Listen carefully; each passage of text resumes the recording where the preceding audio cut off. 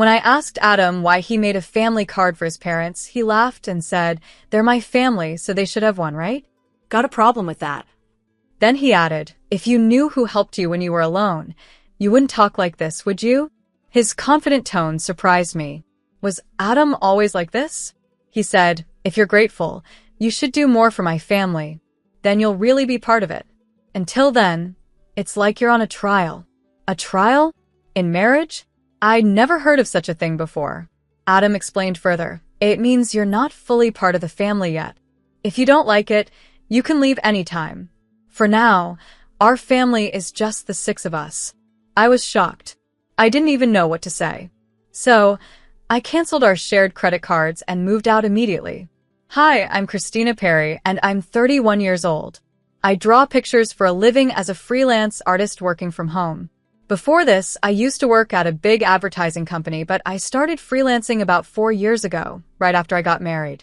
My parents passed away in a car accident when I was little, so I was raised by my grandparents. When I went to college, I moved back to my parents' old house in the city center, and I've been living there ever since. I met my husband, Adam, at a French restaurant where he worked. It was a cozy place with good food at reasonable prices, so my coworkers and I used to go there a lot. Adam, the charming waiter, caught everyone's attention, including mine. He was definitely a good-looking guy with a cool vibe that stood out. Even the manager joked that some customers came just to see him, and honestly, I understood why. I'd be lying if I said I wasn't a little starstruck myself. Adam and I got close pretty quickly, and before long, people started calling us a couple. Somehow, we ended up getting married. Looking back, I can hardly remember that time. It feels like a blur. One moment I was dating him, and the next I was his wife. But I did love Adam, and I was truly happy to marry him. After the wedding, I left my job at the design company on good terms and started freelancing. Adam kept working at the restaurant, with long and irregular hours, often late into the night. Balancing work and life became hard, so I decided to go solo in my career. That's where things started to change. I'd always wanted to work for myself, so when I told Adam my plan, he said, "That sounds smart, Christina. It'll be easier for you, and it's great that you're doing what you love." He fully supported me, and that's how we started our married life. We weren't into big, fancy celebrations, so we skipped the whole wedding fuss and just signed the marriage papers. Our families met briefly, and that was it. Adam went to work at the restaurant, and I stayed home, managing chores and freelancing. Our schedules were all over the place, but we made it a point to have meals together whenever we could. It was a simple life, but it made us happy. I thought, yeah, marriage is pretty great. About a year later, things started to change. "My family wants to visit. Is that okay?" Adam asked one day. "Sure," I replied. I was actually excited. I'd only met Adam's family briefly before, so I thought this would be a great chance to bond with them. Losing my parents when I was young made me admire the idea of a big family, and Adam's family seemed close-knit. But when they arrived, 5 of them, I was completely caught off guard. "Which room is mine?" his sister asked the moment she stepped inside. She's 35, 2 years older than both Adam and me, and works at a local store. Her bluntness surprised me, because she didn't seem this way when we first met. Adam's 23-year-old sister came too, but she stayed quiet, barely saying a word, just like when I met her before. Following their lead, I showed them to the guest room, and I gave Adam's parents my old room, the only one with a Japanese-style setup. I thought it would suit them best. Once everyone settled in, Adam's older sister suddenly said, "Well, since we're all living together now, you better start treating our family right." I was confused. What did she mean by that? When I looked at Adam, hoping he'd explain, he just laughed in a way I'd never heard before. "They gave up their place and moved in here without telling you," he finally said. "Sorry, but our family home had to be vacated quickly, and they had nowhere else to go." I couldn't believe it. Why hadn't Adam told me? I thought they were just visiting for a day or two, not moving in permanently. From the moment they moved in, his family made no effort to adjust or contribute. They expected me to do everything, cleaning, cooking, managing the house, while they sat around and did nothing. They said whatever they wanted, without caring how it made me feel. Even worse, They didn't try to find jobs or look for their own place. Whenever I brought up the topic of work, they just ignored me or gave vague answers. I got another shock when Adam's sister said, "Oh, I quit that awful job at the supermarket." I thought she had a full-time job, but it turned out she was only working part-time. She admitted she hadn't kept a steady job since high school. Adam's parents were no different. They also quit their part-time jobs before moving in. As for his younger sister, she didn't have a job at all. She claimed to be a student, but that wasn't true. When I asked why she didn't work, she said, "Why should I? I'm part of a well-off family now." Confused, I asked who she meant by well-off. Her response left me speechless. "You, obviously," Adam's sister said with a smirk. "You got a big settlement and insurance payout after your parents' accident, and you don't even have a mortgage on this house. You can live comfortably without working." I felt cornered. When Adam came home, I told him what had happened, hoping he'd understand. But instead, he exploded. "Everyone's exhausted after being forced out of their home. Give them some time to recover. Or, do you want to kick my family out, Christina?" His anger stunned me into silence. Then, just as quickly, his tone softened. "I'm sorry for yelling," he said. "It's been a tough day for me too. Can you please try to be more understanding?" Looking back, I realize Adam was good at manipulating situations by mixing anger with kindness. But at the time, I didn't see it. I agreed to put up with things a little longer. Over time, the situation with his family only got worse. They treated me like a servant, expecting me to handle all the housework. On top of that, they kept asking for money every time they went out. "We can't even look for jobs without some cash," they said. "It's only fair. But if we can't find work, we'll just keep staying here." Reluctantly, I gave them money. They claimed they used it while job hunting, but I doubted they even tried. When I thought about confronting them, I knew it would backfire. They'd blame me, and I'd end up arguing with the entire family for hours. Talking to Adam didn't help either. "They're frustrated about not finding jobs," he said. "Just bear with it a little longer. I'll talk to them." Adam's attempts to smooth things over didn't solve anything, but eventually, their money requests became less frequent. I guessed Adam had spoken to them, so I let it go. Still, the money I had already given them was never returned. Then, after about 3 months of putting up with everything, I noticed something strange. Why is the credit card bill so high? I wondered. Could it be unauthorized charges? I quickly checked the statement, and what I saw shocked me. I discovered that all the charges on the credit card were made using family credit cards. The purchases ranged from food and drinks to books, games, and even expensive designer bags and clothes. Each transaction had a number from 1 to 8, which meant 6 family credit cards had been issued. To my shock, these cards were under my name. Adam had issued them without telling me. I remembered him saying, "It seems like you'd handle this better, and it's easier to manage payments, right? Can I leave it to you?" I had agreed to manage the family finances, not realizing he'd use this as an excuse to issue multiple cards. Now I understood why his family had stopped asking for money. They were using the credit cards to pay for everything, and even withdrawing cash. When I confronted Adam, asking why he issued cards for his family without consulting me, he chuckled and said, "Well, you always complain when they say they're broke. What else could I do? And don't forget who supported you when you were alone. Can you really speak like that to the family of your benefactors?" His confident and dismissive tone stunned me. Was this really the Adam I married? "If you're truly grateful, you should do more for my family," he added. "Then I'll accept you as part of the family. Until then, think of this as your trial period." A trial period? In marriage? I'd never heard of such a thing. Adam went on, ignoring my silence. "This means you're not officially part of the family yet. If you're not okay with that, you can leave anytime. Right now, it's just the 5 of us in the family. You'll only belong once you prove yourself useful." That's when I realized Adam's true nature. It felt like the ground had been pulled out from under me. I was completely stunned and started thinking seriously about divorce. I couldn't help but wonder why I had married Adam in the first place. At first, I was attracted to him simply because of his looks. Like many other women, I was infatuated with his charm and appearance without really knowing him. I remembered the first time Adam approached me. It was at the restaurant where he worked. I had gone to the restroom, and when I came back, he said, "You seem different, Christina. Kind of mysterious."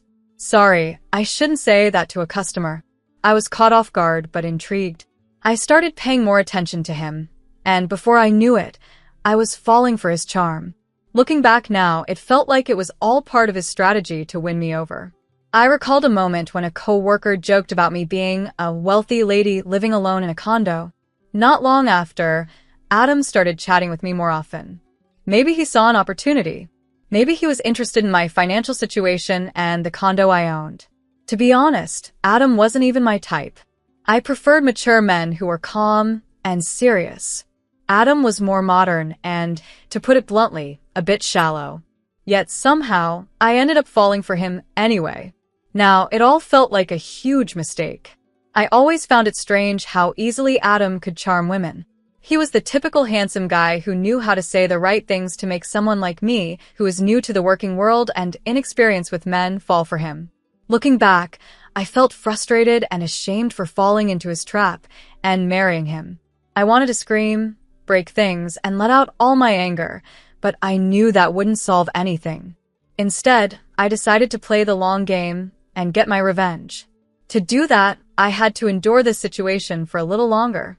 Just like Adam manipulated me, I planned to take control of the situation, including his family.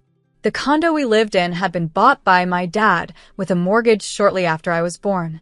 Back then, it wasn't expensive, but the area developed quickly. With a new shopping center nearby, the condo was now considered a luxury residence. My parents had hoped for more children, so they bought a spacious place. That's why there was enough room even after Adam's entire family moved in. But despite its size, having his family around made life unbearable for me, especially since I worked from home. I only put up with it because I had a plan. Adam's sister was right about one thing. There was no mortgage on the condo anymore. When I was 4, both my parents died in a tragic car accident. They were on their way back from my paternal grandfather's funeral when their car was hit by a speeding vehicle on the highway. I was supposed to go with them that day, but I stayed home because I had the flu and a high fever. My maternal grandparents came to take care of me at our condo, which is why I survived. The mortgage was paid off through credit life insurance after my parents passed, leaving me with just the property taxes and management fees to handle. When Adam saw how little the monthly costs were, he suggested something. Since there's no mortgage, I'll contribute just a bit more than what you're paying for taxes and fees. That should cover our household expenses with your income, right? Then we can each use our own earnings for personal stuff. Sounds fair, doesn't it? He said. At the time, I agreed. I thought he had a point, and I was hopeful that his contribution would ease some of my financial burden. Up until then, I had been paying for everything on my own. But looking back, I realized how naive I had been. Adam's plan wasn't to help. It was just another way to take advantage of me. I was blinded by my love for Adam and went along with everything he suggested without questioning it. Adam probably saw himself as the head of the household, the one supporting me, which is why he felt comfortable calling me a parasite. But the truth was very different. I was the one paying most of the bills, utilities, groceries, social outings, and entertainment. Now, with 6 extra people living in the house, managing everything on my income alone was becoming impossible. I wanted to escape this burden as soon as I could, but I pretended not to notice and kept enduring it, clenching my teeth. I watched Adam's family go on shopping sprees without a care, reminding myself that I'd get the last laugh. Finally, after 4 months of planning my escape, the time to act arrived. I'm done. It's time to choose. It's either me or your family, I told Adam firmly, giving him an ultimatum. He looked shocked, but I didn't stop. None of your family members do anything to help around the house. They dump all their chores on me, knowing I work from home. I'm not sitting around doing nothing, yet they treat me like a freeloader and insult me, claiming you're the one supporting me. I've had enough, I said, my voice shaking with anger. Adam smirked and replied coldly, then you should leave. Didn't I tell you before? You're not truly part of this family yet. Giving up now just proves you haven't earned your place. I stared at him in disbelief, pretending to be shocked. What's surprising about this? He said. If you can't tolerate my family, then you're the one who has to go. And since it's not my fault, I'll take this condo as alimony and claim half of your savings as part of the property settlement. At that moment, it all clicked. This had been his plan all along. That's why his family had been making my life miserable, trying to drive me out. I had suspected it before, but hearing him say it so plainly still hurt. This was the man I had once loved and married. But thanks to this revelation, I was finally sure about what I had to do. Fine, I said calmly. I'll divorce you. But let me make this clear. This condo belongs to me, and I'm not at fault here. Adam looked startled. What did you say? He asked. The reason for the divorce is your family moving in without my consent and the way they've disrespected me, I said firmly. Adam seemed shocked by my refusal to accept his terms. He hadn't expected me to stand up for myself. Since we got married, I had always given in to Adam's demands. Thinking back on those moments made me angry. I had had enough. I can't stand another moment with you or your family, so I'll leave now. But you all better be ready to move out too, I told him firmly. Adam shouted, This is ridiculous. This is our home, and we're not leaving. Ever heard of tenant rights? You can't just evict us from our own house. Ignoring his protests, I packed up and left the condo. I went to my grandparents' house for refuge and told them everything. They were shocked by what I had been through and scolded me for not coming to them sooner. With tears in their eyes, they hugged me tightly. I'm so sorry, Grandma, Grandpa. I know I made you worry, but I'll be okay now, I said, forcing a smile through my own tears. The day after I left, Adam contacted me in a panic. What's this about? What mail are you talking about? He asked, referring to the certified letter I'd sent. I felt relieved that things were moving so quickly. I had already hired a lawyer to handle the divorce, and as soon as I told them I had left the condo, they started the legal process right away. I'm not paying any alimony, and I'm not leaving the condo, Adam said confidently. But legally, he was obligated to pay, and he had no right to stay in the apartment. What do you mean? He continued. The condo is jointly owned since we're married. If that's your stance, then compensate me for half its value to buy out my share, he demanded, making an absurd claim.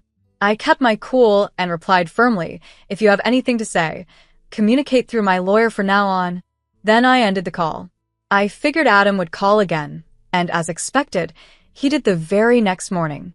What's this all about? He repeated, clearly lacking anything new to say. What mail are you referring to? And why aren't the cards working? What did you do? I calmly explained. What I did was cancel the card. That card was in my name, and you were just an authorized user on the family account. Remember?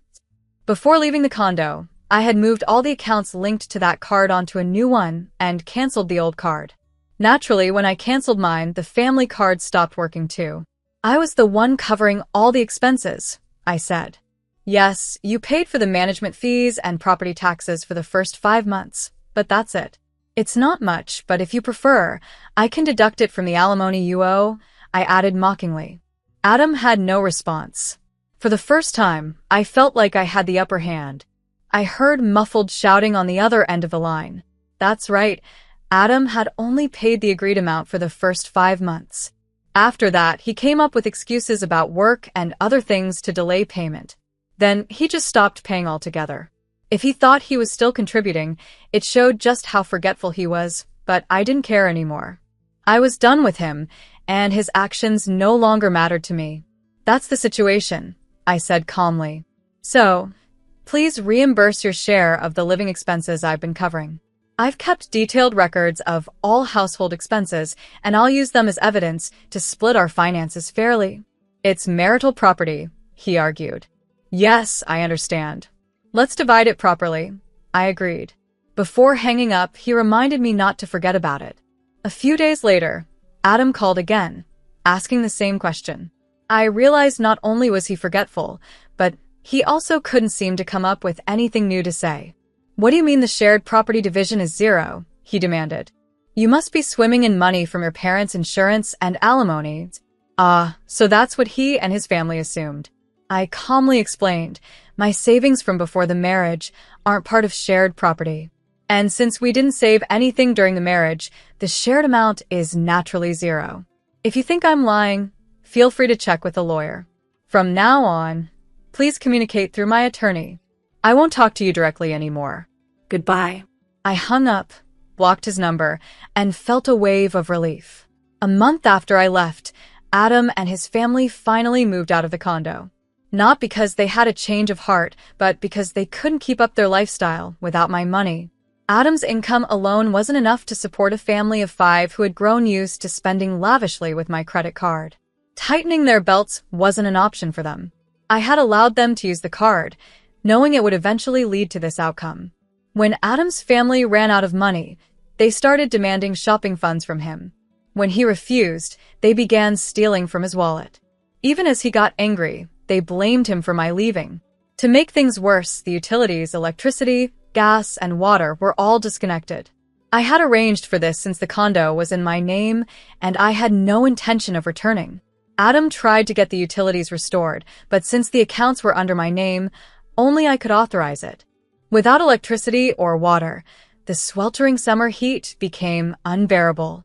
After weeks of struggling, Adam and his family had no choice but to leave. As they vacated, I couldn't help but feel a sense of closure. They had created their own downfall, and now I was finally free. I didn't know, and I didn't care anymore. Adam tried to hold out until the very end, but without electricity or even the ability to take a bath, he eventually gave up. The divorce moved faster than I expected, not because Adam had a change of heart, but because of his own mistakes.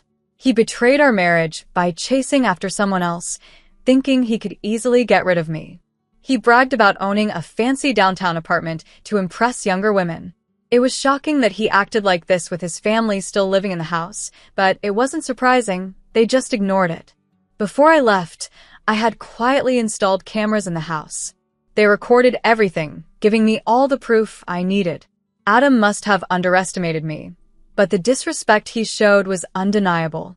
He had brought his family into my home without asking, racked up debts on the family credit cards, left me with the bills, and then cheated on me. I demanded substantial compensation and alimony for everything he'd done. When Adam saw the amount, his face went pale, and he begged me to reconcile. But I had no intention of going back. Knowing he couldn't pay, I pushed him to borrow as much money as he could from his workplace and took whatever assets I could. When I threatened to take legal action for the fraudulent use of the family cards, he finally agreed to my terms. I can only hope he works hard to pay off his debts, but that's no longer my concern. The divorce is now final, and I'm staying at my grandparents' home. I haven't decided what to do with the condo yet. It holds sentimental value because it was my parents' home, but after everything that happened, it no longer feels like a place I want to live. I might sell it. As for my career, things are going really well.